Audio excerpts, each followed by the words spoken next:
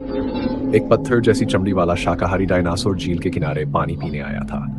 सब कुछ सामान्य लग रहा था, लेकिन अगले ही पल अचानक उस पर पीछे से हमला हो गया। झील की शांति को तोड़ते हुए एक विशाल टार्बोसॉर्स यानी एशियाई टायरानोसॉर्स रेक्स झपट्टा मारकर निकल आया। उसका हर हमला घातक होता है, तेज, सटीक और बेदर्द। उसने सीधा उस बेचारी शाकाहारी डायनासोर की गर्दन को जकड़ लिया और कुछ ही पलों में उसे जमीन पर गिरा दिया।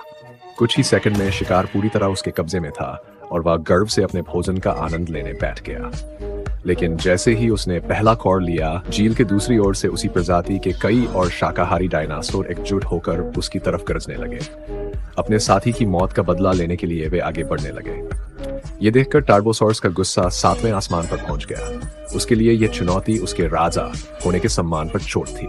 एक जोरदार दहाड़ के साथ उसने पूरे झुंड को शांत कर दिया। उसकी आवाज इतनी भयावह थी कि सभी शाकाहारी डर के मारे पीछे हट गए और वापस लौट गए। टार्बोसॉर्स फिर अपने भोजन का आनंद लेने लगा, लेकिन उसकी किस्मत में शांति कहाँ।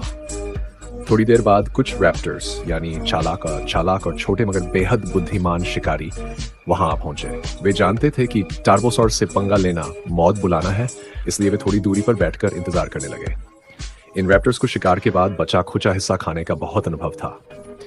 उन्हें पता था कि टार्बोसॉर्स कभी अपना खाना खत्म नहीं करता और हमेशा बहुत सा मांस छोड़ जाता है। जैसे ही टार्बोसॉर्स पेट भरकर चला गया, वे झट से वहां पहुंच गए और दावत का मजा उठाने लगे। थोड़ी ही देर बाद दृश्य बदलता है। अब टार्बोसॉर्स की नजर एक और शिकार पर पड़ती है, एनकाइलोसॉर्स पर। यह डायनासोर अपने मजबूत कवच और भारी हथियारों के लिए मशहूर था।